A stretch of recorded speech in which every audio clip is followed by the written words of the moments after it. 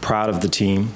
I look back at January, kind of starting with that first team meeting, and guys sitting in the front row of our little auditorium there, and I could see it on their faces that it was like unnatural for them to sit there, because that's where Terrell Bernard sat, or that's where Jalen Petrie sat. And now they're sitting in there, and to move from that space right there to winter, where you're breaking everybody down, and early morning workouts, and you're giving guys assignments in terms of leadership and maybe getting out of their comfort zone, putting themselves out there and all that, to spring football, to where they're the guys that are saying something in the huddle if the feeling of the team isn't right, or if the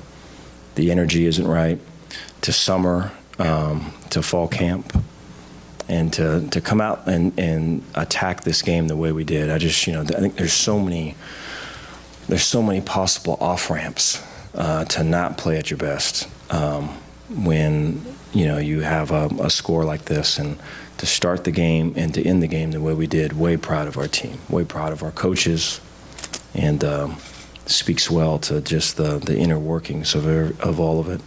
So to my knowledge, haven't had any injuries, so we're blessed with that. I thought for us to come out throwing the ball was something that we've worked on a lot in fall camp, and then for us to get the running game going in the second half was really good to see, and it was a halftime a halftime goal. And then defensively, I just thought time after time they were able to make stops and were able to tackle well. I think we were really concerned with that being the first game in tackling efficiently, and I thought they did. So with that, take any questions you guys got. Dave, you kind of touched on it there, but was it intentional it seemed like it was mainly the passing game in the first half, and then you really focused on the run game in the second half? Yeah, I think it was. I think early on we're getting some 9-man fronts, and those safeties were way down at 8 yards and sometimes tighter than that. And then I think we were running into some dirty looks, and we had some negative plays running the ball. And so we took advantage of that with some of the shot plays that came off of it, and I think that eventually loosened it up. The score probably had something to do with that too in the second half. But it was good to get the running game going. Coach in the back, how would you assess Blake's play in his first game as the guy at quarterback? I think Blake is one of the things I appreciate about Blake is that he's very understated, and not a lot of drama with him. Probably the most drama is what's on his head, with his mohawk and all that. And outside of that, there's not a whole lot happening. It's just very just Joe Cool with all of it. And so, in terms of his studying, the guys that have been up to his spot just talk about how there's writings on the wall and there's paper all over the place, kind of a beautiful mind thing. And I think he does all of that without really making a thing of any of it. And, all that translates into practice, and that practice translated in the game. I just love the way he goes about it. There are some situations in the game where he had to sit in and take hits that were right, they were kind of right there, and he got up each time and did it again, and the whole team saw that. And so I think there was Blake Shapen before the game, and now there's Blake Shapen after the game. I think that will only continue to grow. Dave, what is it that you see in Monterey Baldwin's skill set that says to you and your staff he can be such an explosive player for us? Was it what he did in the Sugar Bowl, or was it just something that's developed so that what he did tonight with the two big plays? Yeah, appreciate that. So, well, Monterey's very fast, but he's also got great quick twitch, and so that's rare sometimes that you have the top end speed, but you can get to it. Sometimes that's like long strides and all of it. Monterey can get to it fast, so like the 0 to 60, let's say, is really, really good there. And so I think, that just makes it way special when you can create some space and some grass. He can pull away from guys real quick. And then I think the other thing, too, is just, he wants to be good, and he works at it, and it really matters to him. And I think, there's times in fall camp where, we talk about being in the pit, so you start not knowing what you don't know, and then, you're coached up and you're learning something new, and you kind of fall into, we talk, conscious incompetence, and we call that the pit. And so there was a couple days he was in the pit, was just way hard on himself, probably too hard on himself. And I think he would tell you that. But, it means a lot to him. And so for him to, for Coach Baker to go down the pit with him, for them to both kind of come out and to have a showing like tonight, it's pretty cool. Dave, it looked like Siaki was kind of dejected after the game. Was that performance-based? Did you feel like the defensive line gave you what you expected tonight? Yeah, no, I appreciate it. Yeah, I thought they played well. I thought, initially the ball was kind of coming out quick. I thought there's a fair amount of gap runs, so, pullers and down blocks and angles and stuff, and thought he played all that great. The times that they did throw the ball, Apu's getting great push on their 5-0s and stuff, and so I thought he did great. I thought his effort was good. We played a lot of guys defensive line-wise, and so it's just way cool that can be the case, or one, that we have the ability to do that, and two, that they were all, when they got into the grass or on the grass, they were able to execute. So it speaks highly of that group.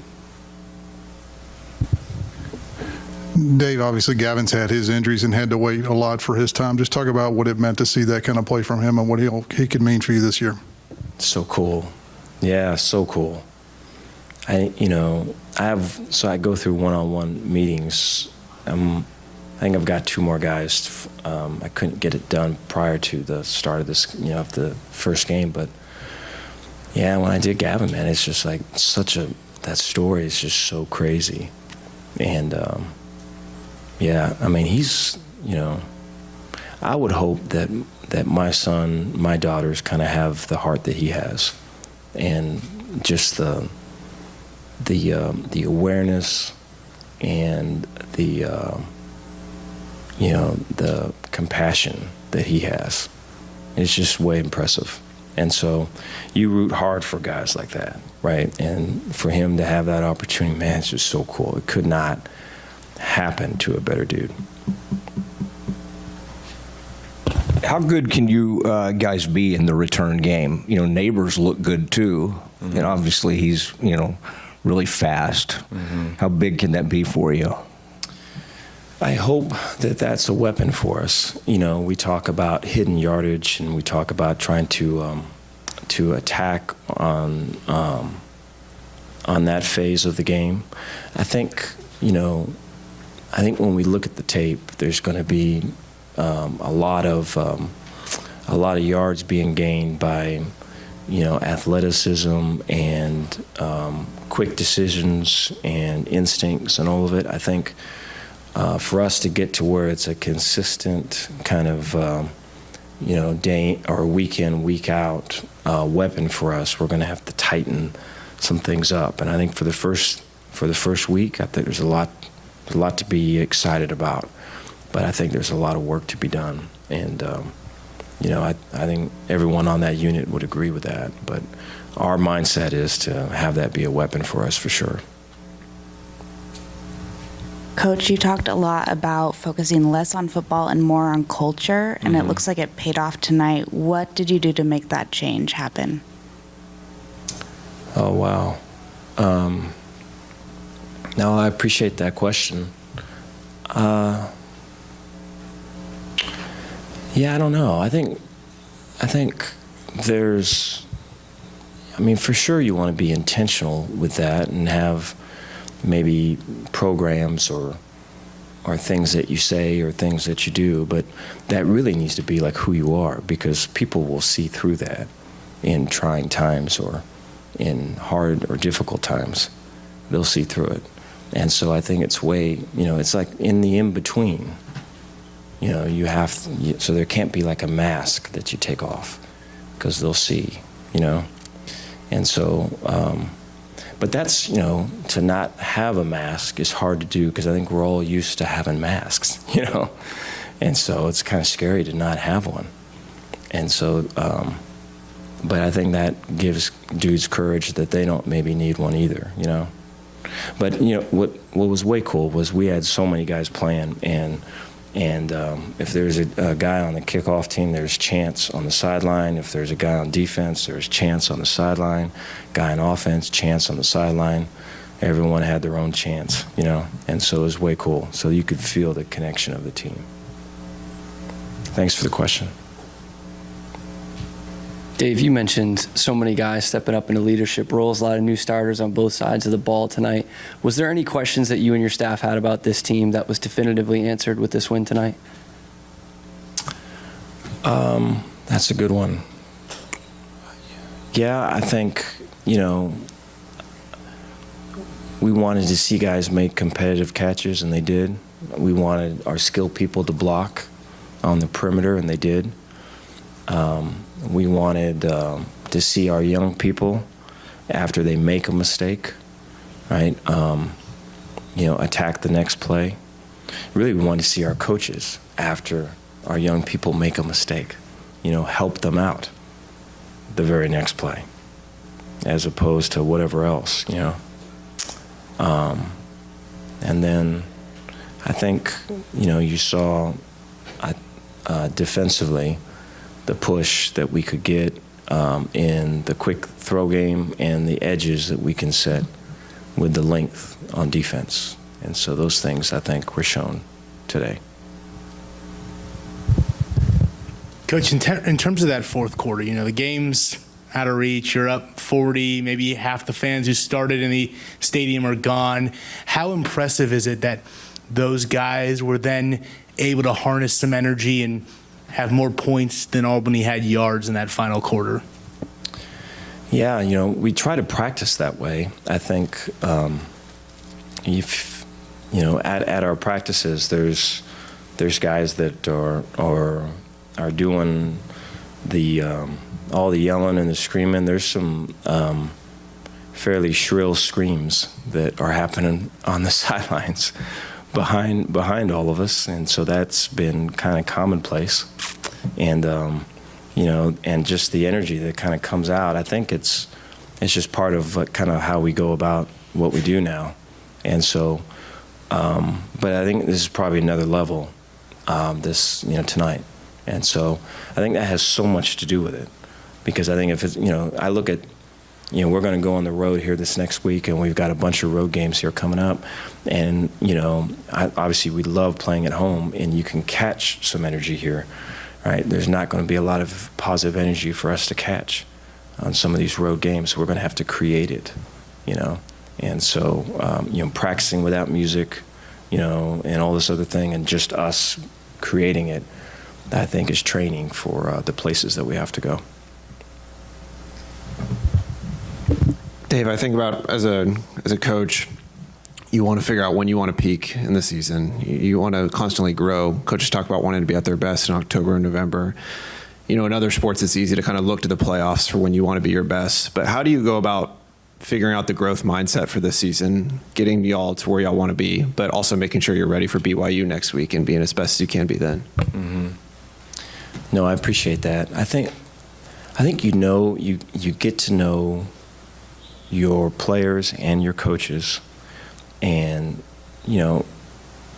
and see what they're capable of, and be real, and you can be compassionate about it, but be real about where they're at, and then kind of lean and nudge them to get to where they need to be, no matter what, right? No matter the wins or losses, or no matter what is on your phone or any of that. And so I think, there's, and then what's hard about that sometimes is that the guy doesn't, whoever the guy is, he does not see that about himself, but you do. And so you have to be creative and find ways to open that up so that he can. But I think if that's the process, then all the other stuff doesn't really matter. It's just kind of noise on the outside. Thanks, Coach. Thank you, guys.